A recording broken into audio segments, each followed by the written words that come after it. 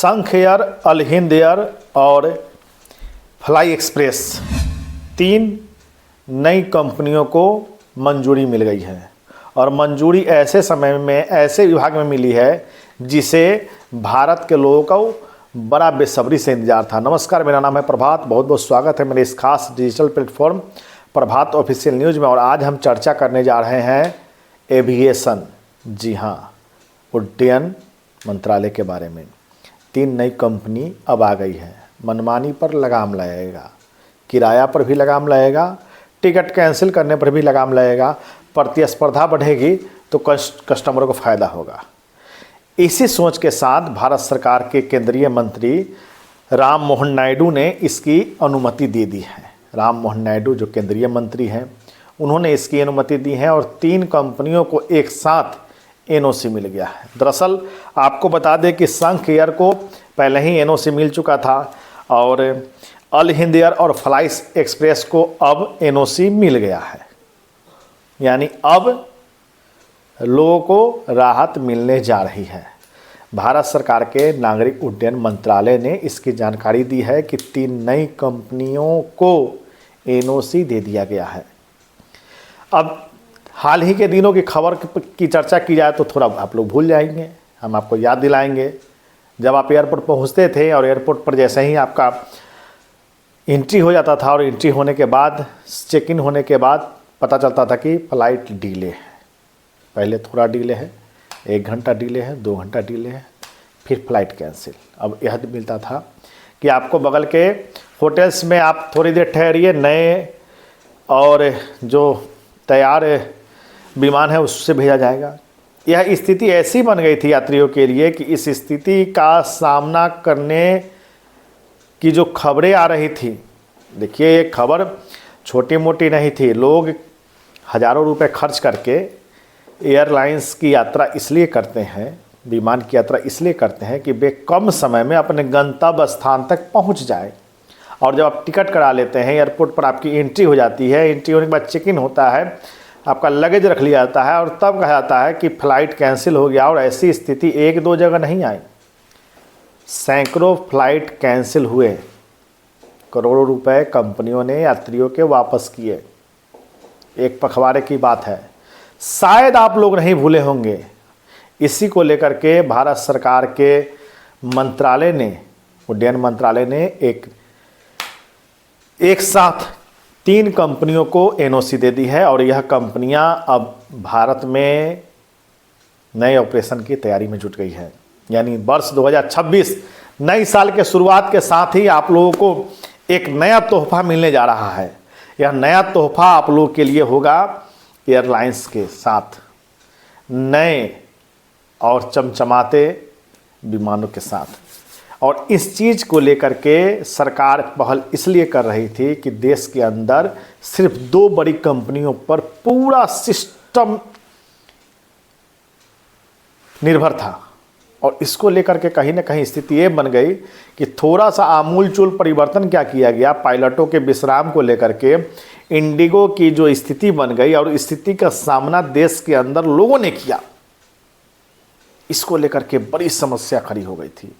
और इस समस्या के निराकरण के लिए भारत सरकार ने ऐसी पहल की कि एक साथ 3 कंपनियों को एनओसी दे दिया गया है। अब ये तीनों कंपनियां भारत में कार्गो, एयरबस फ्लाइट का ऑपरेशन कर सकेगी।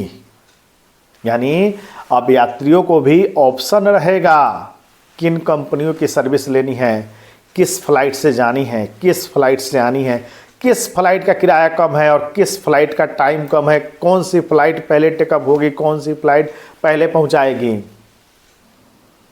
इन ऑप्शनों के साथ वर्ष 2026 की शुरुआत होने जा रही है, क्योंकि पिछले 8 वर्षों में एनडीए सरकार ने 72 एयरपोर्ट बनाए हैं, 72 नए एयरपोर्ट।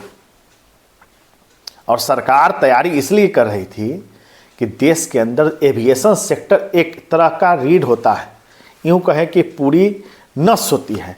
और ऐसे में अगर कोई नस काम करना बंद कर दे तो आप हालात समझ सकते हैं, क्योंकि जो फ्लाइट्स होती है ना, उससे बहुत ही महत्वपूर्ण यात्राएं लोग करते हैं। चाहे वो डॉक्टर हो, चाहे वो इंजीनियर हो, चाहे वो स्टूडेंट हो, चाहे वो व्यापारी हो, चाहे वो अधिकारी हो, चाहे वो राजनेता हो। और ऐसे में जब स्थिति ऐसी बन गई थी कि जब फ्लाइट कैंसिलें हो रही थी तो मानो एक तरह से भारत के अंदर की जो स्थिति बन गई थी। हम आपको बता देते हैं, देखिए फ्लाइट से बहुत सारे ऐसे इंपॉर्टेंट काम होते हैं, जैसे आप देखते होंगे कि जगह जगह बड़े बड़े हॉस्पिटल्स हैं। इन हॉस्पिटल्स में डॉक्टरों के पहुंचने का एक रूटीन तैयार होता है, एक रूटीन वर्क होता है। तो इस ऐसी स्थिति चरमरा गई थी, बच्चे परीक्षा से वंचित हो गए थे, लोग जहां उनका ट्रांसफ़र हो गया था वहां पहुंचने से वे लोग वंचित हो गए थे। तो ऐसी स्थिति का सामना करना पड़ा। इंडिगो क्राइसिस नाम दिया गया इसको कि इंडिगो की फ़्लाइट्स लेट हो रही है, इंडिगो की फ़्लाइट्स डिले हो रही है, इंडिगो की फ़्लाइट्स पहुंचने पर कैंसिल हो रही है। और पहले कुछ भी पता नहीं चलता था लोगों को। जब एयरपोर्ट पहुंचते थे, उनका चेक इन होता था, लगेज ले लिया जाता था, तब ये स्थिति बनती थी। और इस स्थिति का सामना करना कितना कष्टदायी होता था, कितना संघर्षपूर्ण हो गया था, इसकी चर्चा वे यात्री ही कर सकते हैं, वे यात्री ही बताते थे। और इसकी खबर लगातार नेशनल मीडिया में चली। इंडिगो के सीईओ को भारत सरकार के विशेष सचिव ने बुलाया, बातें हुई, लेकिन उनका जो जवाब था उससे यह स्थिति स्पष्ट नहीं थी कि आने वाले समय में इनकी स्थिति बेहतर होगी, इंडिगो की स्थिति सुधर जाएगी, परिचालन सुलभ हो जाएगा, परिचालन सामान्य हो जाएगा। इसी को लेकर के भारत सरकार के उड्डयन मंत्रालय ने अब 3 कंपनियों को और एनओसी दे दिया है। अब टिकट में तो कंपटीशन बढ़ेगा और फायदा लोगों को होगा। सिर्फ 2 प्रमुख एयरलाइंस पर भारत सरकार का पूरा उड्डयन विभाग डिपेंड था, इंडियन एयरलाइंस और इंडिगो।